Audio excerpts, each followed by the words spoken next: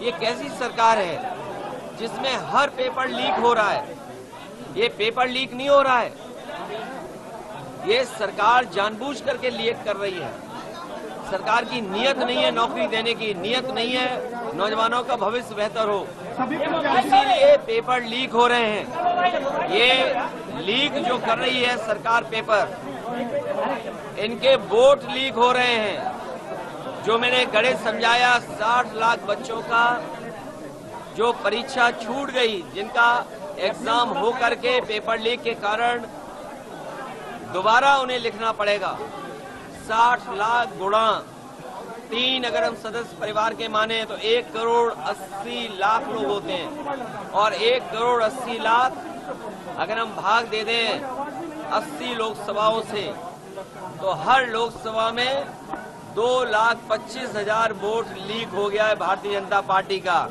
उत्तर प्रदेश में सफाया होने जा रहा है भारतीय जनता पार्टी का। अपने प्रत्याशी कब तक घोषित करेंगे आप? बसपा के साथ गठबंधन की बात चल रही क्या? प्रत्याशी बहुत जल्दी घोषित हो जाएंगे, और चुनाव की तारीख आते आते जनता भारतीय जनता पार्टी को हराने के लिए तैयार मिलेगी। क्या बसपा के साथ भी गठबंधन हो रहा है क्या? गठबंधन बहुत हो चुके हैं, अब मैदान में लड़ाई में जा रहे हैं। लेकिन आप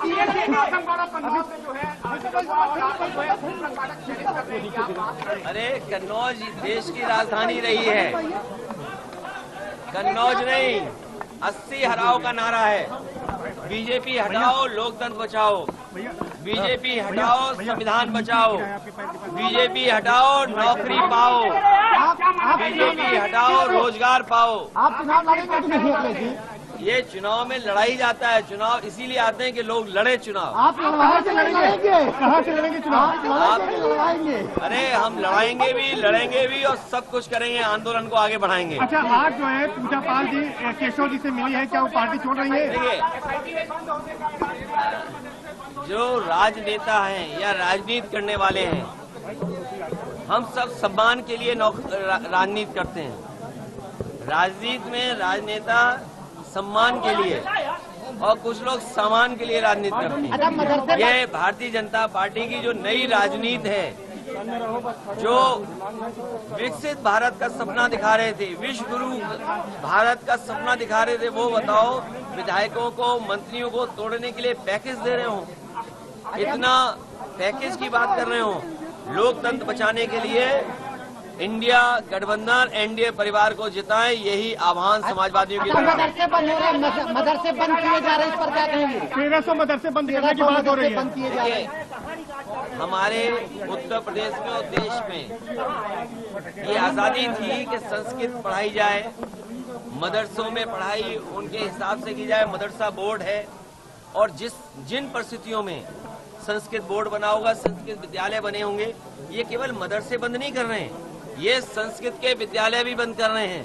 जो सुविधाएं नेताजी ने, समाजवादियों ने संस्कृत के शिक्षकों के लिए, गुरुओं के लिए या संस्कृत की संस्थाओं के लिए दिया था, उसको भी छीन रहे हैं। ये भारतीय जनता पार्टी केवल एक समाज की दुश्मन नहीं है, ये देश को दुश्मन है, देश की। अच्छा, AIMIM लगातार मुस्लिम वोटों का डर दिखा रही है।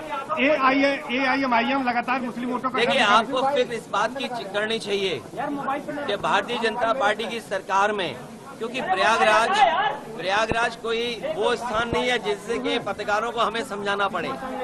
यहाँ के बहुत जागरूक पत्रकार हैं। सोचो, चीन की सीमा पर रिजांगला थी, रिजांगला हमारे जवानों के स्मारक बना हुआ था। चीन ने वो तोड़ दिया कि नहीं तोड़ दिया, भारतीय जनता पार्टी के पास क्या जवाब है इसका? हमारी सीमा सुरक्षित है, उसका कोई जवाब भारतीय जनता पार्टी के पास नहीं है। और जो सुप्रीम कोर्ट मांग रहा है इलेक्टोरल बॉन्ड्स को लेकर के, क्या भारतीय जनता पार्टी पीछे नहीं भाग रही? और आपको ये विचार करना चाहिए, जब सुप्रीम कोर्ट ये कह रहा है कि इलेक्टोरल बॉन्ड्स जिन लोगों ने दिए उसकी सूची दे दो। अरे आजकल तो PDF फाइल होती है, एक क्लिक में सब नाम मिलते हैं। ये जो पत्रकार साथी हैं, बताओ एक दिन में कितनी सरकार की न्यूज आपको मिलती होंगी या कितनी लिखने को मिलती हो? सोचो, वही सरकार इलेक्टोरल बॉन्ड्स किसने दिए हैं वो एक्सेप्ट नहीं कर पा रही है, स्वीकार नहीं कर पा रही है, और कितने महीने का समय मांग रहे? 6 महीने का समय। इससे बड़ा भ्रष्टाचार कोई नहीं हो सकता है।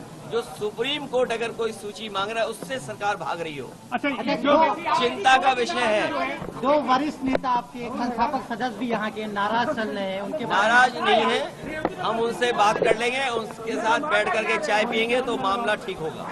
आज मिलने का इरादा है क्या उनसे? आज नहीं मिलेंगे, उनसे मिलने के लिए स्पेशल मैं फिर आऊंगा।